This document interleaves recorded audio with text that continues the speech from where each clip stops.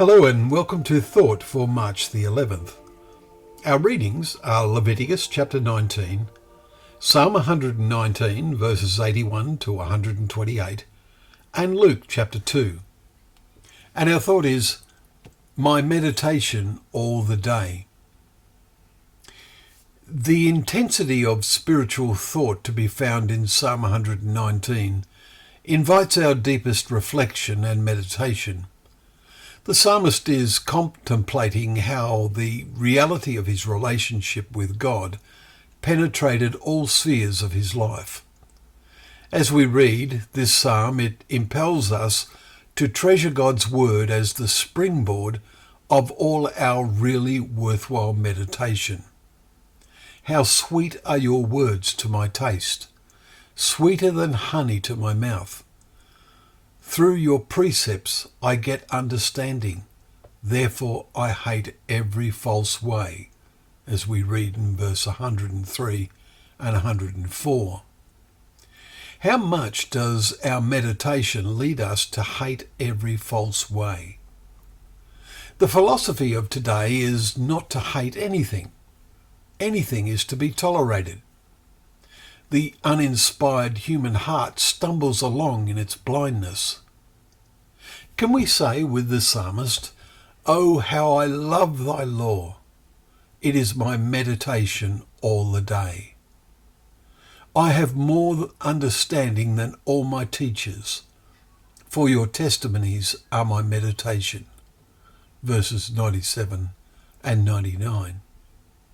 He tells God, "Your testimonies are my heritage forever, for they are the joy of my heart. Therefore I hate the double-minded, but I love your law." Verse 111 and 113. What a human inclination it is these days to be double-minded. Our politicians are good at that. But they are only reflecting the attitudes of the many. But the psalmist, who, let us not forget, is addressing God, says, "All the wicked of the earth you will discard like dross. Therefore I love your testimonies. My flesh trembles for fear or awe of you." Verse 119 and 120. And he asks, "Deal with your servant according to your steadfast love." Verse 124. Do we ask that? Our readings in Luke's Gospel details one person who is particularly aware of that and overwhelmed by that. We read yesterday of Mary saying, "My soul magnifies the Lord and my spirit rejoices." Today we read the testimony of the shepherds who came to see the babe lying in a manger and told Mary of their experience and what they had heard.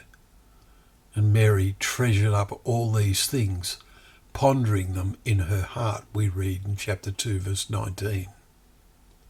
And when Mary and Joseph bring the babe to Jerusalem, Simon, a righteous and devout man, blessed them and said to Mary, "Behold, this child is appointed for the fall and rising of many in Israel, and for a sign that is opposed, so that the thoughts of many hearts may be revealed." Thoughts revealed? Well, just look at the reactions of those jealous of Jesus. Look at the heart searchings of those who started to follow him and then left, as we will read in John 6, verses 60 and 66. Yes, God can read all thoughts. He can see how well we are responding to the teaching of Jesus and whether we are meditating like the psalmist, or are we meditating at all. It takes someone like David to meditate all the day. But God knows what is happening in our hearts, in your heart.